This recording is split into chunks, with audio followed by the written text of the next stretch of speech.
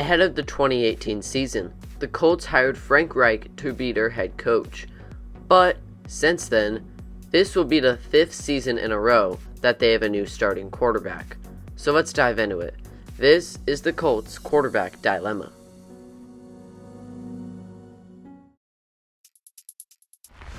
Heading into that season, Andrew Luck was going to be the guy, coming back from injury. And it looked like things were going to be pretty well, as he won the 2018 Comeback Player of the Year.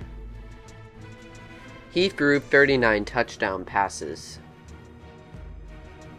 Andrew Luck struggled with injuries throughout his career up to that point, but whenever he was in the game, he was usually very good.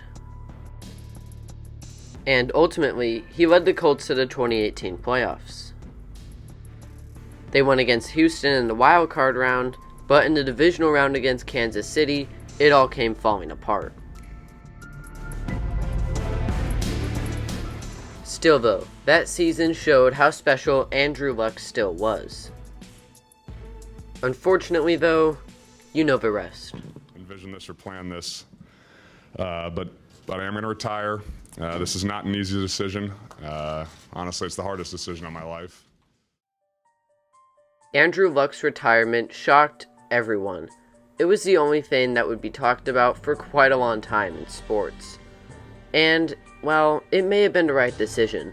The injuries were definitely catching up to him and had taken a toll. It's too bad, because he is and was such a talented quarterback.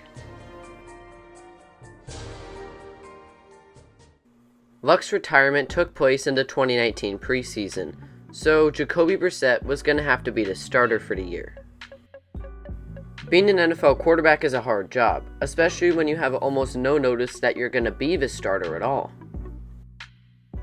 It was a tough situation. Brissett played decent though. 18 touchdowns, 6 picks, not really anything crazy, and the Colts would end up missing the playoffs. That's not to say he didn't have his highlight-worthy moments at times, but in general, it was clear that he wasn't going to be able to be their starter long-term. So they needed to find somebody else.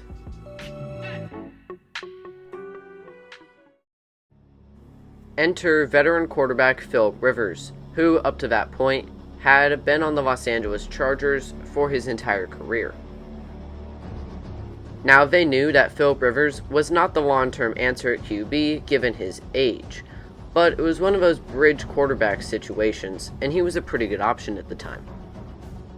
Over the course of the 2020 season, Rivers bounced back after a down 2019 year. And ultimately, he was able to lead the Colts back to the postseason. They lost to the Bills, but Philip Rivers' 2020 showing was definitely pretty good. Considering his age, he was pretty good. But, as I said earlier, the Colts knew that this is not a long-term answer, and after the season, he hung up the cleats. This was expected, but it left the Colts looking for a new quarterback once again. The Colts decided to take a risk on former Philadelphia Eagles quarterback Carson Wentz, who had struggled mightily the year before. And Wentz was going to be the team's starter for 2021. Wentz, statistically, was great, as he almost threw 30 touchdowns and only had 7 interceptions. He also had some highlight-worthy plays. But his Week 18 performance is going to overshadow anything he did outside of that.